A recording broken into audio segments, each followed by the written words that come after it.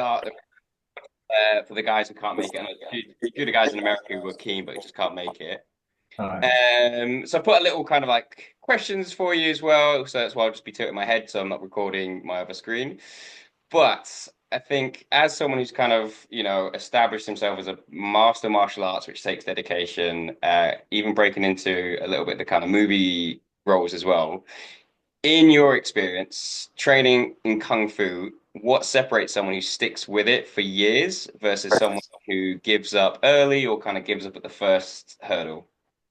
Yeah, that's a good question. I mean, it's really hard to gauge specifics when because what we teach has got so many different types of people and so many different backgrounds that are training with this that the the ones that you might think, they're probably going to cancel. They don't seem as dedicated as some other people. They'll be the ones that see it through, and the ones that actually seem the more diehard will end up quitting. So it's really like circumstantially, you're dealing with like what people are doing, going through in their everyday lives, and that has so much of an impact these days on like how dedicated people can be to something like martial arts, or things that could be considered kind of like hardcore. And so I have to kind of I teach all of the students I teach. They're all kind of I teach them as individuals. There's no like cookie cutter. Here's my way of teaching it, and you have to adapt and abide by my rules and like a grandmaster sitting on his throne type thing. It's like the things that separate people that stick around really, I guess, is really their discipline. It's their sort of idea of knowing the meaning of like hard work and discipline to actually just practice something, whether it's outside of martial arts. They've already got that dedicated in some other field or other hobby that they've got going on. And I guess one overwhelming thing over everything is having a clear mindset of like a goal of why it is that they're picking it up in the first place. I think that a lot of people take things up like martial arts or other sort of extracurricular hobbies because it's like the idea is cool. It's like, oh, that'd be really cool to do for a bit. But they come down and we go through analysis forms and such with them and sort of find out a bit more about what their goals are for taking up Wing Chun or whatever. Yeah. And it will sort of be a lot of umming and ahhing, like, sort of, nothing specific. It's like maybe they just don't really know, and they'll end up becoming obsessed with it down the line. But tend to feel that most people that stick at it long term, they've got a very specific reason why they're picking it up in the first place. And as long as those goals are lined up with martial arts, for example, if someone we get a lot of people come down because they want to get fit. But I always say to the first thing I say to people that say that is, have you gone to the gym? Because the gym will get you fitter than anything else. That's literally what it's designed for. The martial arts thing, it's like, yeah, you'll get fit to a degree, but you'll get far better results from just going to a gym or getting a personal trainer. So, Yeah, um, it's funny. I had a call today with an education mentor, and we were kind of like realigning. And I said I basically got into martial arts at a younger age because I wanted to be that PT that was a bit different from every other PT. Did a 10-week course. You can do it like 2 weeks now, but so I trained at a boxing gym so I could get good at pad work, and then I wanted to compete, and then I went into the kickboxing gym and the Wing Chun, and I was just like the real goal was like, oh, I want to look like, the childhood heroes, the Jean-Claude Van Dammes, the Bruce Lees, the Stallones and stuff. And it's like, that's a movie. And if you mm, actually want to kind of build muscle tissue, the true goal and the true alignment for me, and I can tell because where I've moved now, I haven't sought out another gym as a priority for me to train, where I kind of switch over to Muay Thai a little bit.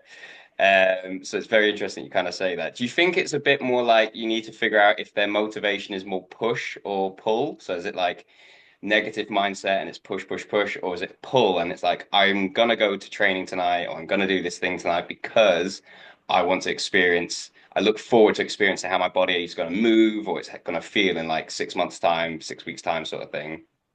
yeah, because the room's got both of those types of people in one room, that means that getting around, you have to switch your mode quite a lot. I'll have one side of the room will be people just trying to like beat the shit out of each other, and you're like, guys, calm down a bit. And then on Yeah. the other side, you'll have like beginners who you're trying to give a little bit of what they've got and put it into them, and vice versa. You're trying to have them calm down a little bit like the beginners do. So some beginners, yeah, now and then they'll come down and be like, ah, I just want to go crazy with all the training. But most of the time, yeah, they kind of come down and stick by. They learn quite well because I'm quite particular with when they come down, I suss out that person and what I feel that they need based on their what they're asking for, what their background is, and just giving them the nudges that I need them to do, kind of like a personal trainer would be doing in a way, but in a more here's a curriculum that I'm teaching based on fighting scenarios, and I need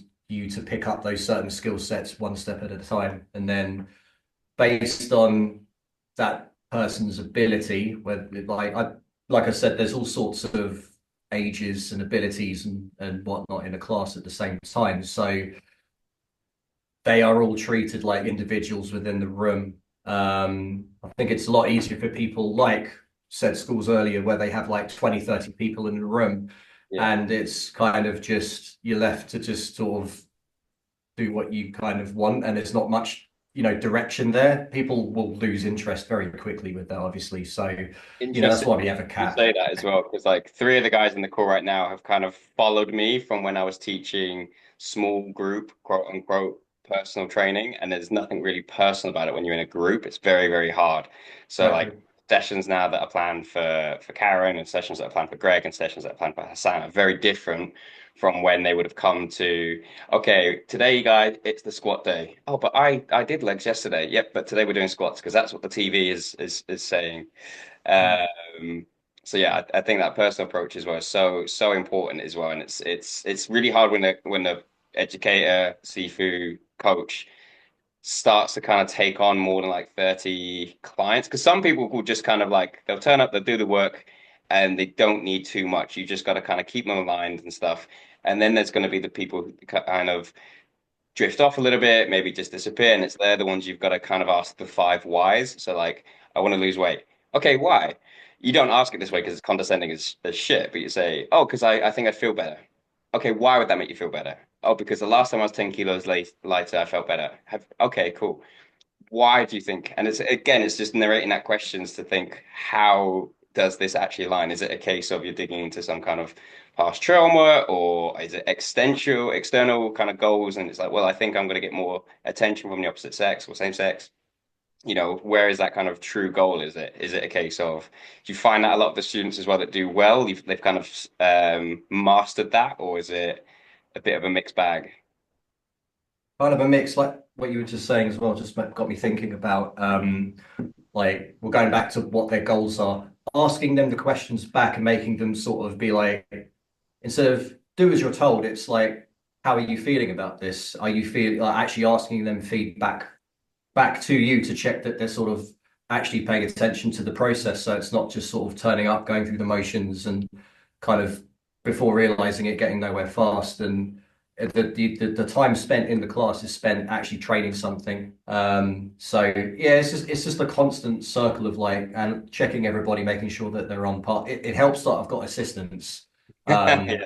because even though I've still got like no more than 15 in a class, I've still got about up to four or five other assistant instructors in the room, all fully like qualified instructors in the room at the same time. So our classes get a huge amount of one-to-one. There's like the ratio from instructor to students really small. So yeah, the progression rate tends to be faster that way, but also it's going off on another tangent now, but then it's also working with the instructor team to make sure that they're happy with what their group of people is doing as well. So you're checking on what the assistants are doing as well as the students as well. Hmm. And then clocking the checking the clock, and I'm not going over time, which I'm guilty Yeah, of too often. So easily done. I guess, yeah, as someone is, you could probably, and a lot of the guys can probably relate to you in different ways. I think everyone who's on this call right now is busy in some form or another with work. Jeremy was just kind of saying how his work's just taking him up to Scotland last minute last night from London. how do you personally stay motivated to practice and improve, even when you don't feel like it, or even if life's kind of throwing you little hiccups and stuff? Yeah, that's a really good question. There's sort of two sort of sides I look at that. One is my own perspective and my own sort of journey, which is kind of different to, I guess, most others because, I did it so long ago. I started so long ago. How to keep other people motivated now? They've got mortgages, kids, and all these responsibilities. So I make sure that they're enjoying the time in the room because if they're enjoying the time in there and I'm not pushing them too much, then they'll always feel like coming back for more. I think if you push people too much, it could be that it could put them off something. And I know that because I've been there as well, where I've either pushed people or been pushed too hard, and it's like that's too much. So enjoying the time spent training is the first thing, making sure that they're enjoying what it is that they're doing. I mean, you can go into the whole like discipline and motivation, and you don't need motivation, you need discipline or that old chestnut, and it's like, well, the motive is the reason. So Yeah, what's the reason that you're doing it in the first place and keeping on that target of remembering why I took this up in the first place. yeah, So I mean, because for me, it's like I was saying earlier, because I've been doing it so long, it feels weird to not do it. So that's I don't really I look at it from the student's point of view of like what they need. So yeah, as long as they're enjoying it, and they're training with the right people. So because training partners can sometimes clash as well. As long as they're yeah, enjoying it and they're just if their comfort zone's here and they're about here most of the time, that's good. If it starts to dip, then it's like they're probably going to get bored eventually and look at elsewhere. So fair. enjoying the time and yeah, enjoying the time and um, yeah, that's it, I think. Yeah, and I think that's a good thing. That bringing it back to like how the guys mainly kind of train and exercise here is someone kind of says, "Oh, I should be doing a 6 day split, push pull legs, push pull legs." It's like, well, do you even enjoy the gym? Like, I personally can't do 6 days training, but I will do 5 days, and if I don't do five, it just feels like because I've done it for so long, it will just feel like okay, I need to find some way if I'm on holiday to do it. That's just part of my quote unquote discipline. But maybe if I'm on holiday, I will play in the gym and think, okay, I can take a break. I can just freestyle it. And they've got this machine, I've got that machine.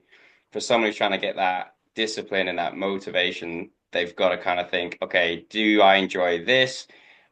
Is this, the perfect training plan for me? Or can I maybe supplement it with a gym class or a swimming session, or just walking to the gym with a podcast and then making that more activity that I'm doing because the rest of my day I'm stuck at a desk as well. So hopefully that's some good points for you guys to kind of take away. What's a lesson from Kung Fu that you think everyone could apply to their life, even if they've never stepped foot in any kind of fighting facility, martial arts facility? Um, I thought of something earlier about this earlier. Oh, awareness. Awareness, yes, because I was thinking about this. So many, because the more obsessed we get with our phones, the less aware of the real world we are. And from like a self-defense context, I'd say awareness is the most common thing. I remember a mate of mine, he actually followed another friend of ours home and he had no idea because he was just on his phone the entire time, just zero awareness. So, and he said, I've literally followed you home and you had no idea. So awareness is like you have to be aware at all times what you're doing, not just in your own body, but what is coming at you. So that's kind of a simple enough sort of concept to take from martial arts that could be applied to everyday life because um, awareness of what someone's attacking you with and also awareness of what you could say awareness of what kind of things you're exposing yourself to in everyday life like how much negative news am I getting on my phone how much um, all these things that aren't really useful for someone is this useful or not do I need this or not having an awareness about that I think is would go a long way. Because for a lot of people, like we teach this, awareness is the first thing we teach because um, sometimes people come in the room and I'll say, right, what color's the ceiling? What color's how many windows are there? How many chairs are in the room? How many people are in the room? Where are the exit points? Yep. Um, Exit points, safety, things like that, and what are the bus routes, train routes, etc. Some people walk into a situation and not have any idea of anything. And so it's like that awareness factor is sort of missing there, and it makes people realize, oh yeah, yeah, I don't actually know. So then it's like, okay, how can I be more prepared in a self-defense situation? And I'll always use analogies or examples of story or times when that sort of thing has helped me for potentially dangerous situations. Because had I have had my hand in my pocket, my head on the floor, and um, on my phone or whatever, zero awareness.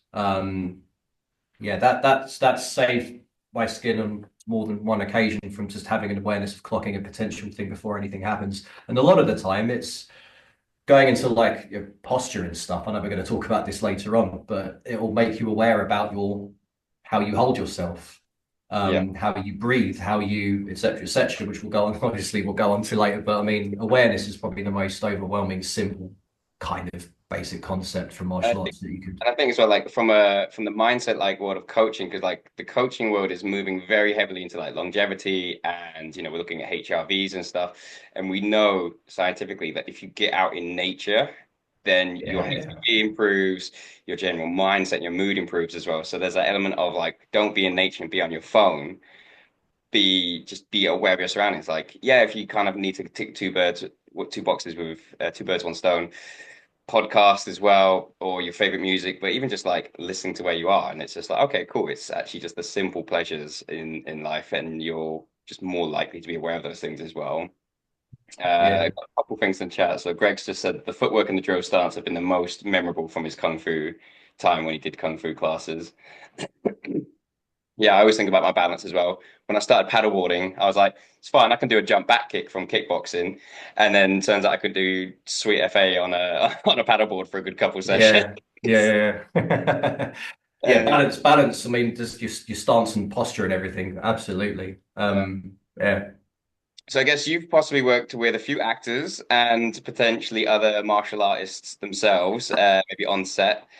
Obviously, there's probably a bit of anxiety there, a bit of adrenaline running as well. How do you help them to stay calm and focused when under pressure? Particularly, obviously, I can imagine movie sets are a little bit, we're wasting the light, we're wasting the time here, guys. A lot of these guys can have pressures in different uh, types of scenarios or different types of pressure, but time is always going to be that kind of common pressure. yeah. I mean, I've never been in a position where I've had to help the actors with their side, but it's more people like my colleagues I've worked with in doing fight scenes or whatever. How to keep them sort of work with them a little bit. I remember if I go back to the audition for Kick-Ass, when we were doing the actual audition, there was like, I don't know, 20 people doing the audition.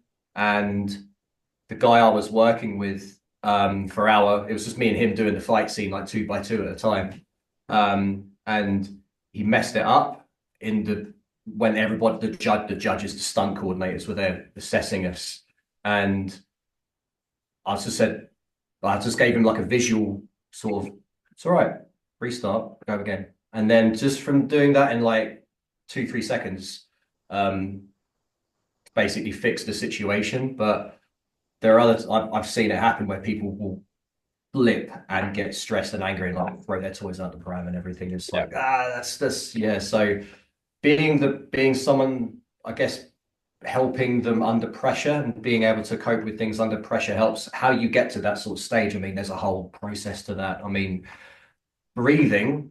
Um, there's that book, Breathe, I read recently, which is really good. Whenever I talk about stuff like that, I do breathing exercises in class, but I say to people usually read this book because it's just got loads of control your breathing and it will kind of get you through most situations.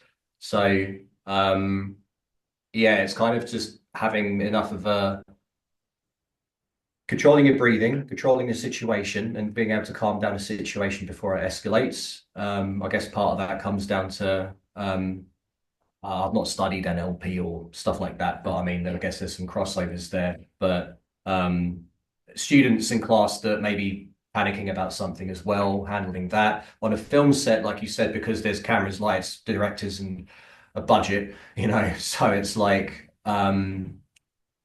it takes as long as it takes. Sometimes, like the fight scene that we did in Kick-Ass, we actually ended up going over and over and over again. It took just my fight scene, which lasted about 7 seconds. It took about a day and a half to shoot, and you're doing the 7 second fight scene for basically what feels like 2 days, and that was jarring. That was really difficult. Nothing on the second day got used because we got the best we could out of it. But yeah, staying controlled under pressure is a tricky one. It depends on the crew you've got as well, because yeah, there's been some film sets where it's been pretty ag, and it's been. Luckily, I'm not in a position where I've got too much responsibility ever, so I Yeah. kind of, not Not being. the director or the stunt coordinator yet. No, no. So it's like, okay, I can just do as I'm told and sort of make sure I do my job. But I mean, Yeah. I'll let the other people do the disciplining. So Where I think yeah, a lot of people have to do that as well. You just kind of have to do their job. And it's like if you've got a very kind of emotionally overreactive boss, so I know there's a guy who's not in the chat right now. I know he's struggling with his boss. And 20 years is senior, just kind of it's his way. And I think it's just that you kind of just take breath. I'm probably an advocate for this because I just left where I was working last year, and then everything kind of does work out. It's just trusting that process that it will work out. But it's for me, it's daily meditation, or at least attempting daily meditation helps me start my day with thinking, right, the first thing that most people are going to do is they're going to reach for this. And then, like you said, it's going to be all that negative news. And it's if I can start my day with, okay, I know what I need to do. Who am I seeing first? But it's generally going to be the same kind of client order when I'm PTing. But if I can at least start my day and then have something like a podcast in on the drive into Croydon, it's huge for me. It's huge. And I notice the difference, even in little things of like if I come home quite late on the PT days, if I don't put the laptop back on the stand and the tablet back on the stand and the place I live is this is the kitchen, the office, and the living room. If this is a bit of a pigsty the next morning, it's not a positive place for me to work and start my day. There is a question from Karen coming actually, so I've got the chat box open. I should have said, guys, like feel free to pop anything in you want to ask Jason himself. But Karen said, "What is the most misunderstood thing about martial arts? Do you think?" understood thing about martial arts.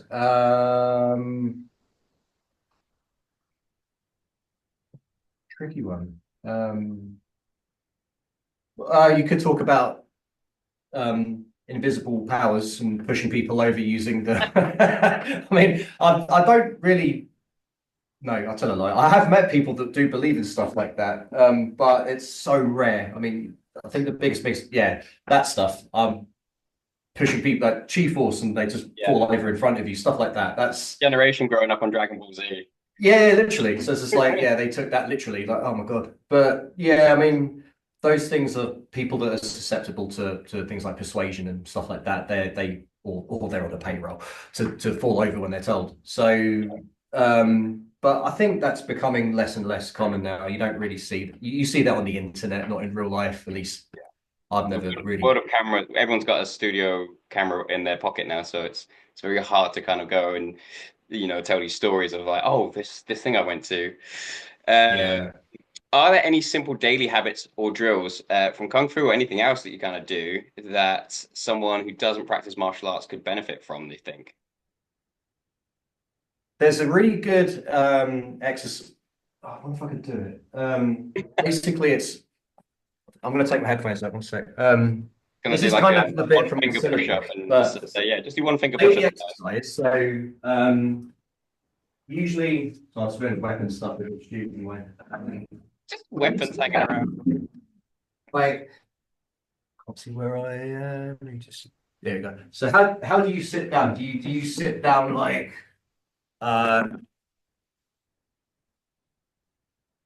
this? This is just like how everyone sits. So if someone attacked you, I Hmm. would be in a really shit situation if I was jumped by someone in front of me while I'm on my phone sitting like this. So an everyday thing could be like, how do I sit down when I'm on a chair? Am I engaged here to a degree? Am I kind of, because from here I can stand up quite easily.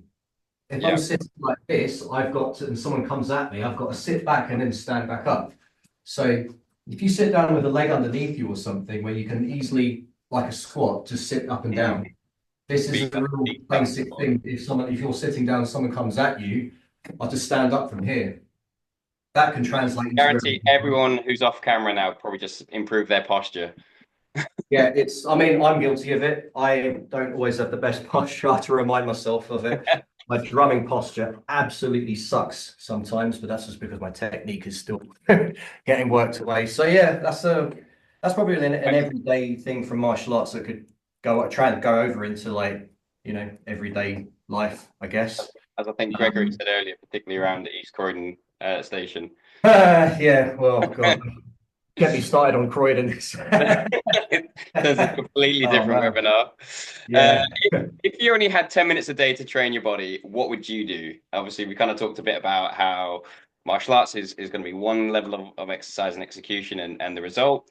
There's PT, there's the gym, there's high rocks, there's CrossFit, there's all this kind of stuff as well. I know what sort of exercises I would do if I could only do like six exercises for the rest of my life. But what would you do if you had 10 minutes a day to train your body? Would it be more, I guess, body based? Would you focus more mind space? Would you focus more breath work?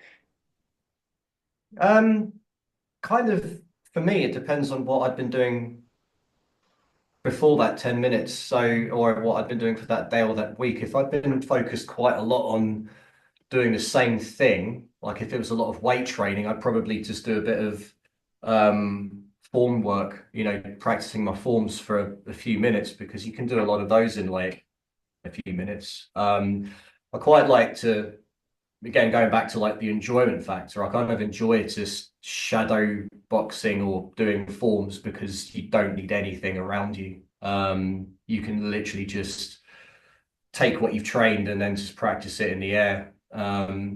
Like the guy I just had before this, he's obsessed with it. Like he does it all the time.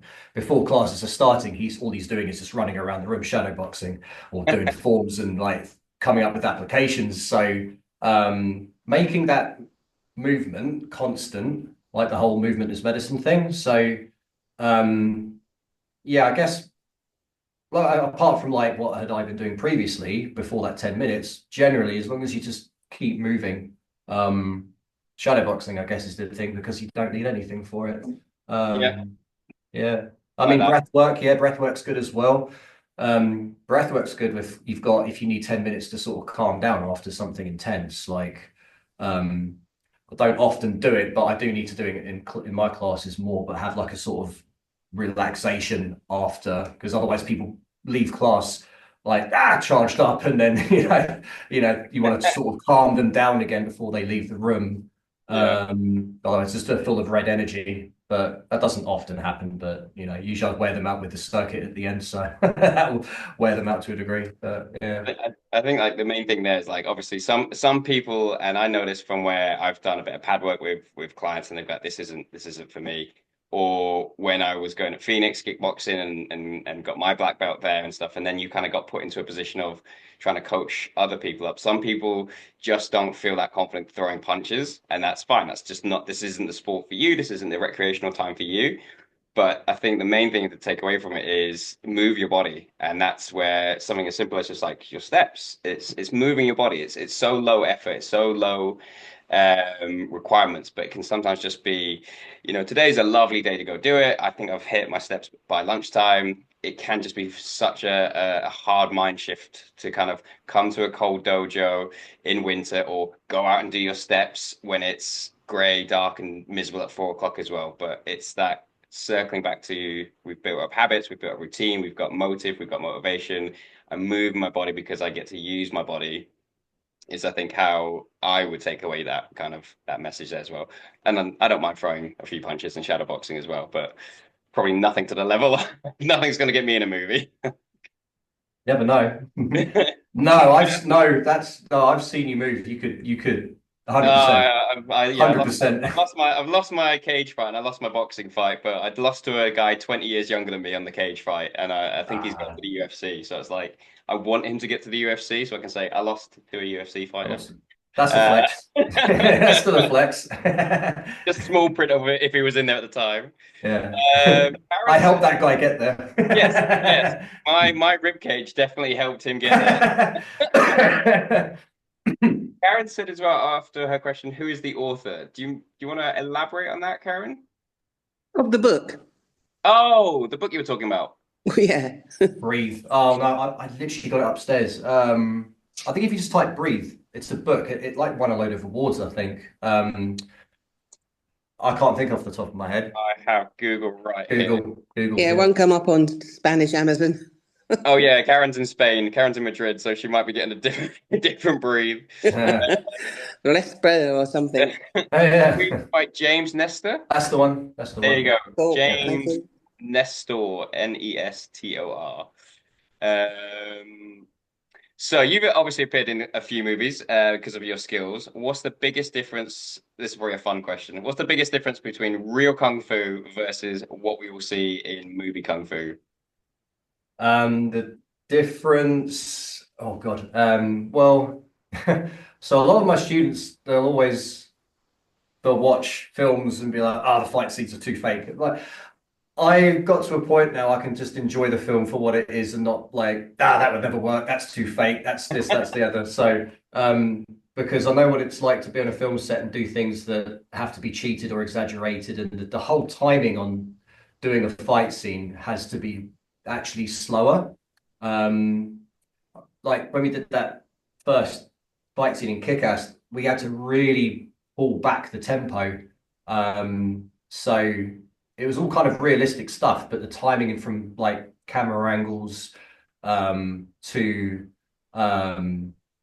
yeah, I mean it was a bit more straightforward that fight scene, but I've done others which were a bit more complex, and it's like um it's got to look realistic, but also it's got to have a degree of like fantasy to it as well. So it can be quite difficult to sort of separate what Sammo Hung said it in an interview once. He was like, "Oh, on camera I can fight off 50, 60 people. In real life, none."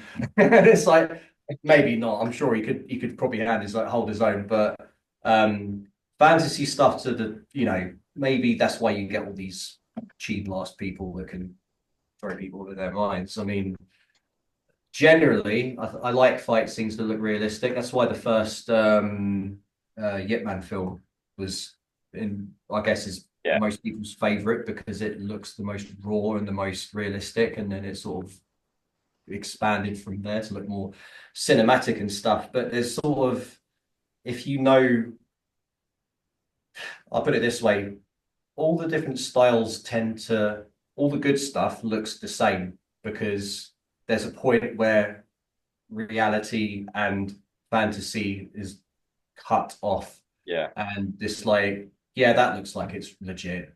That looks like it's not, I mean, I wasn't meant to actually headbutt the table in Kick-Ass 2 to make the table flip, Yeah. but no, but we kept it anyway because it was after the first day of doing it and we just we could not sync. What they wanted me to do was to actually Kick-Ass Night Bitch that were beating me up. They were meant to flip me and I was meant to do a somersault and headbutt the table, but I said, I will kick someone in the face doing it. There was no room to do that. So I just said to Aaron, just literally put my head down, and because that was the only way to sell it. So I lifted my head up and just hit that thing. And it wasn't meant to happen, and it set the whole day back by an hour and a half. That was a bad thing, but oh well. But yeah, I guess just keeping it in context, the fantasy stuff to yeah, maybe 10 people beating you up at the same time and you beating them all up is kind of unrealistic, I guess. But I kind of actually that just got me thinking of something else. Whenever I watch demonstration videos of other like demo videos of other martial arts or whatever, I always watch the person feeding the attacks as well as the person doing the application. Um, there's a lot of the time you get like demonstrations where it's like the way the person's feeding an attack would just not be how it would be in real life. So I like to watch, I always say to my students, if you're ever watching YouTube or whatever, watch the person feeding the attacks, not just the person demonstrating, because anyone can look really impressive when it's a hugely telegraphed slow motion strike or It's kind yeah, of I think that's a bit like karate kind of falls into that bracket, I feel sometimes. Like you like it depends because some karate can be very like there's the topless karate now, which is just like all hands. You know, one guy's leaving that arena bloody and battered, and then there's the kind of like Steven Seagal level of karate that he still demonstrates. And again, that kind of like chi level, like why did that guy fall over? He yeah. literally just kind of like twisted his wrist a little bit. Yeah, yeah. I mean, it's such a shame with Seagal because there's so much like stuff that's going on there where you're like, man, because I think he's pretty good. I've seen him move, and I'm like, that's legit. I saw him teach. I think I saw him doing a bit of training with Anderson Silva years and years ago, and it was like that's literally just Wing Chun he's teaching him. But then it just went off on like a lot of other stuff, let's say, and it's like, oh, it's just Hollywood it's Hollywooded. He had the Hollywooded. Yeah, I guess was it that's like him it. and Van Damme had still to this day have like a grudge, I think. Like they would kind of I think I don't know if this is true, and obviously you've not been in these sort of movie circles though. I don't think, but I think Stallone was throwing a party and then Van Damme turns up and then Steven Seagal kind of is like there. Van Damme was kind of like hunting him out and he's just like, let's go, let's go. And then like Stallone just kind of like gets Seagal out of there because he's just like, he will end you. But Yeah, I don't know. yeah. I think this was that Um, Van Damme's cocaine era, so he was probably very. I was going to say, yeah, I was going to say, like, everyone knows about that art. So, I mean, yeah, I mean, I've probably can't say much, but I know people that have worked with Van Damme, and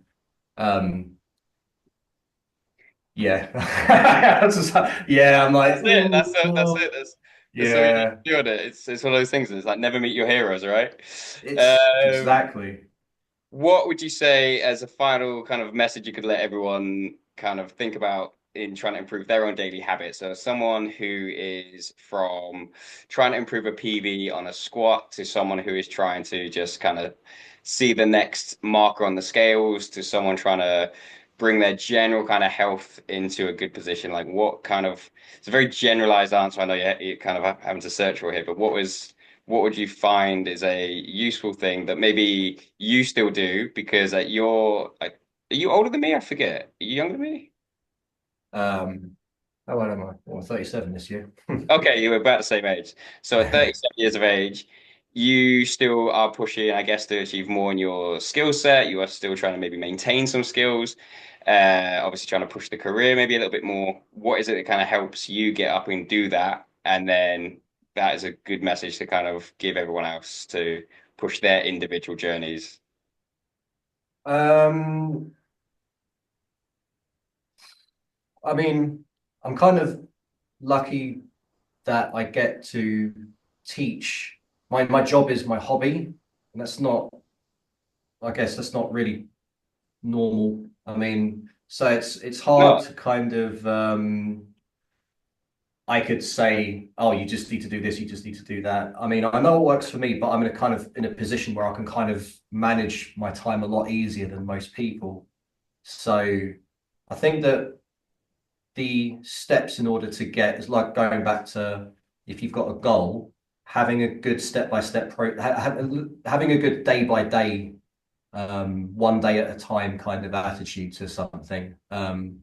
Think that I think that the whole the grind you have to be grinding every day and it's that's giving more people problems in some cases. I think some people need to be pushed, but some people maybe need to relax a little bit more.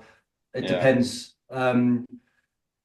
Being mindful about that. Meditation will help with that. Breathing will help with that. Having something to mix up the day will help with that. If you've got a specific goal, it's realize I understanding that today is not tomorrow, and it anything could change at any day. So even if you're feeling really bad, this is temporary.